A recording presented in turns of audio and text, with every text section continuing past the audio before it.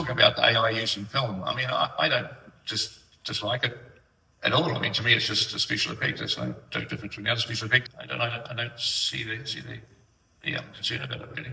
But from a perspective of just pure creativity, it's just a new invention that's been given, and then it's what do you do with it? An increasing number of filmmakers are showing a seemingly unreserved support for AI. Peter Jackson, Nicolas Refn, Darren Aronofsky made some fully AI thing. Doug Liman is making some Bitcoin movie heavily involving AI. Actually, I take that back. It's not that they don't have any reservations. Most of their reservations seem to be about the labor side of things. Peter Jackson, he goes on to say, as long as you're not using people's faces without their permission. James Cameron said something to the effect of, I want to use AI to streamline and to make the filmmaking process more affordable without people losing their jobs. Which, first of all, that's just kind of magical thinking, but second of all, to couch the AI debate into purely labor-related terms, automation and technology, it comes for everybody else's job, but nobody draws a line in the sand. James Cameron and Peter Jackson, they won't draw a line in the sand when it comes to cab drivers, truck drivers, cashiers.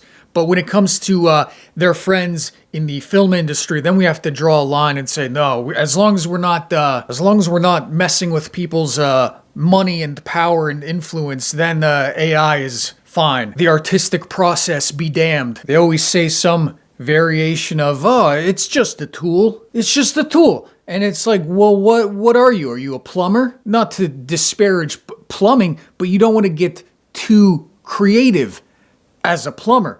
But the way that these filmmakers talk about AI as if it's just a tool, they sound like plumbers talking about their plumber's wrench. I understand that the just a tool talking point is meant to invoke, an artist's tool, a paintbrush, an easel, a film camera. Those are all tools with which we create art. And yet these filmmakers, they never sound like artists. They sound like plumbers. There is something about these boomer filmmakers where they never stop to ask, should we? Not can we, but should we?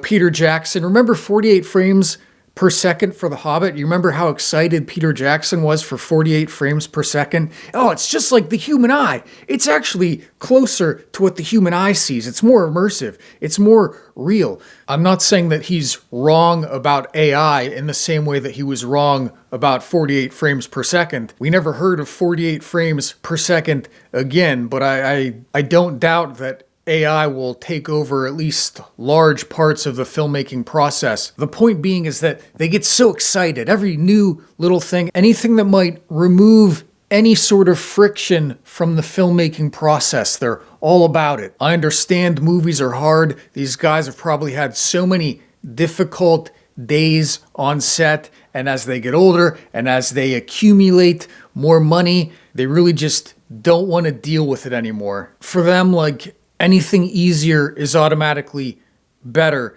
Meanwhile, forgetting that their most endurable works of art were created with that friction. It is from the friction of the artistic process that great things are made. The thing about AI, though, the thing that I don't think anybody is saying is that not only is it a new tool, it feels like the last tool. It is kind of the terminus of the filmmaking process. Not just these old directors, but most people in general and society as a whole, they're going to gravitate towards the path of least resistance. Water is going to find the crack to seep into. These people talk about AI as if it's a choice. They have a sudden libertarian mindset where everything is a choice and it's up to the individual, as if people aren't just going to automatically gravitate towards the path of least resistance. And if the path of least resistance is a technology that not just replaces computer effects, but also replaces actors, can replace the script writing process, can replace whatever. It can do, if it can do everything. If AI can do everything faster and cheaper, that's inevitably going to be the method that everybody adopts. And so then it is not just a new technology, it is the last technology as far as filmmaking goes. And that's fine if you adopt this way of thinking about film, as in it's suddenly you are more like an author of a book, where once a director had to sort of gather all these components around him towards making a film, he can now sort of be the ultimate auteur. There's now a much smaller group, or maybe even an individual, who is the sole author of a film. When people talk about AI as just another tool in the filmmaking process, they speak as if the film itself is the isolated work of art in question. And I think it's easy to forget that film isn't necessarily just an art in and of itself. It is a collection of many different forms of art, all working in collaboration. The art isn't just in the final capital F film, it is in the costuming, the acting, the set design, the lighting. And I do understand that compulsion as an artist to kind of remove that collaborative element. What artist doesn't want to be the sole authority, the sole creator of a work of art? But again, that is kind of the distinction between books and film, or painting and film. Now there is that part of me that says film as a medium is kind of downhill in general, and that the art as either an individual or a collaborative process has been so devalued that it doesn't really matter too much if AI replaces all them, or there is a kind of vindictive desire to see AI replace all these modern, hackneyed so-called artists. But that's kind of a different discussion altogether. But okay, we're going to get to Jason and the Argonauts here in a second. But going back to the idea of AI being not just a new tool, but the final tool. I think a lot of people nowadays have this attitude about art that it's sort of immaculately conceived, that the aesthetic of something lives and dies with the final thing that appears in your perception, if that makes sense. I think people just sort of interpret art as a series of sensory stimuli, or they think of it as, well, if only the ideas that I had in my head came to life. If only I could put the really good ideas I have in my head out into the real world, that would be art. But I don't think that's how it works. I think art and aesthetic is a process as much as it is the final result. So when you have a tool like AI, as it becomes sort of the final tool, it then becomes the final process, and then all artistic processes are the same, and then all artistic results then become the same. This has sort of already happened, or is happening. The over-reliance on CGI has sort of led to this homogenization of genre film. You know, once upon a time, a special effects team, they had to use a number of different techniques to bring a story to life. They might say, well, this scene would be better done with puppets. This scene might be better done with stop motion. This part here we'll do with miniatures and models. And so you had a wide diversity of genre film. You had so much that felt new and different. But then when it became easier and easier for the special effects team and the filmmakers to just say, yeah, we're going to do that with CG. Yeah, we'll do that with CGI too. Yeah, that too. Not to say that there can't be artistry in CGI. I would say it's fewer and more far between. But, The Mummy from 1999, Davy Jones from the Pirates of the Caribbean movies, you can find elements of artistry in CGI. But again, taking it to that next step, taking it to the realm of AI, when you completely uniform the process, proponents of AI, they will always default to, well, as long as people have stories to tell, as long as they have good stories. But again, that's not how film works. It is not just story. It is a visual medium. It is a sensory medium. And when you homogenize the process, you're only going to homogenize the art. Okay, now on to Jason and the Argonauts.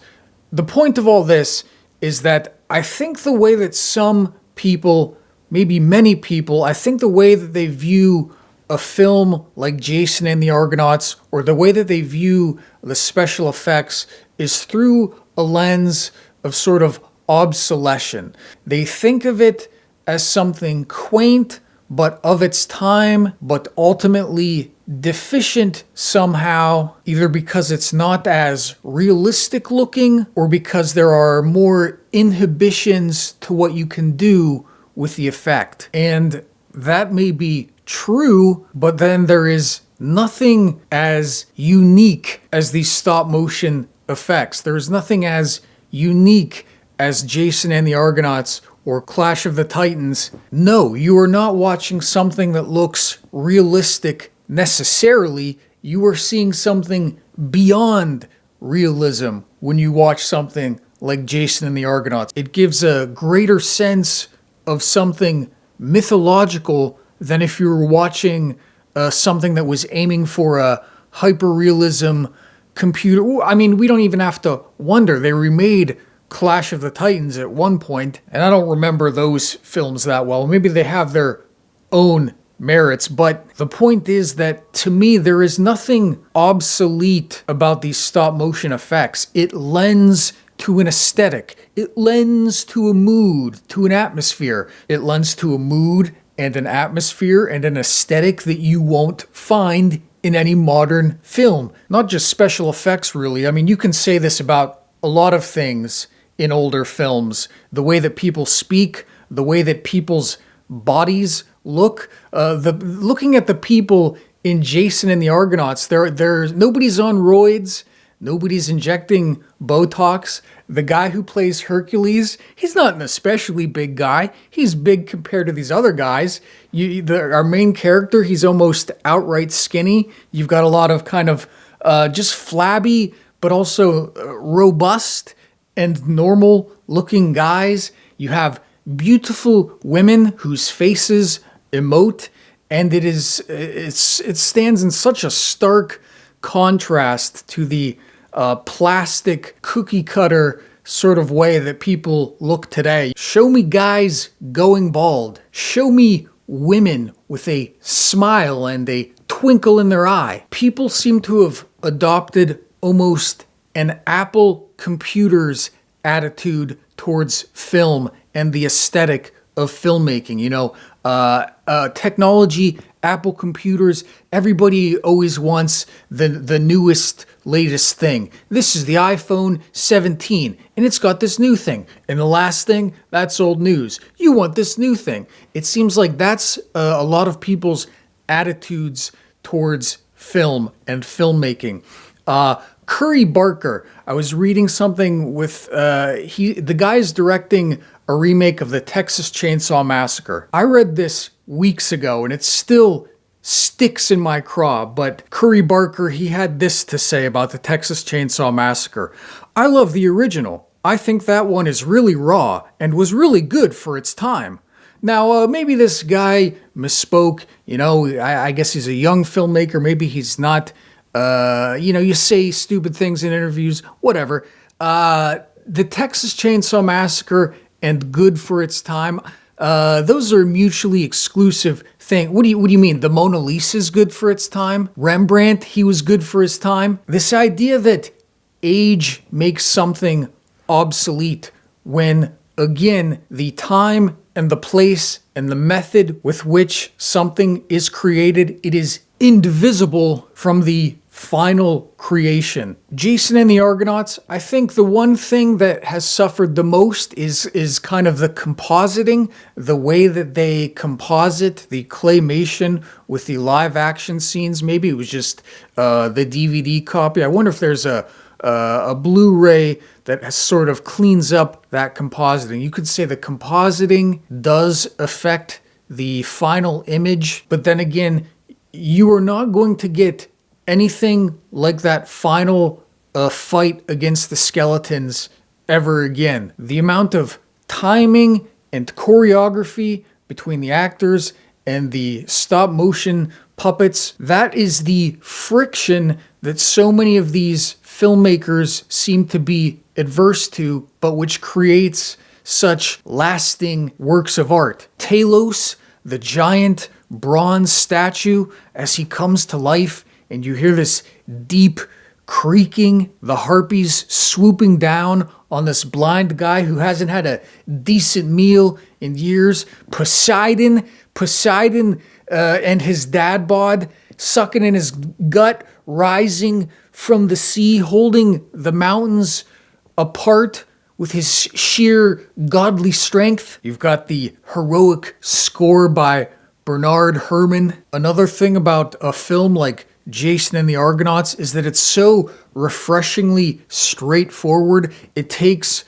Greek mythology on its face and it just kind of plays it straight. Here's the gods. The gods are here. They're going to shrink down Jason. They're going to invite him to Mount Olympus. They're going to have a little chit chat with him and then send him on his way. There's not a lot of brooding like we might expect in a modern film. There's not a lot of hemming and hawing about the internal logic or whether it's going to resonate emotionally with modern audiences. It's straightforward. It's sincere. The thing is, though, you can't necessarily say, well, I wish movies were more like this or were made more like this. I don't think it's as simple as saying, well, I think we should go back to using claymation more. When you do that, it just usually it comes off as pastiche, or it's sort of explicitly defined by using these sort of old-fashioned techniques. But I don't know. I think looking at the history of filmmaking as a series of obsolete processes, all aiming towards the ultimate goal of faster and cheaper, I don't know. I think it's been kind of a disaster. Anyway, let me know what you think. Subscribe if so inclined. I write books if you like books. Okay, goodbye. Oh boy, the kids are gonna flip when they see this. Incredible expanding alligator. Just soak it in water, it says. Okay.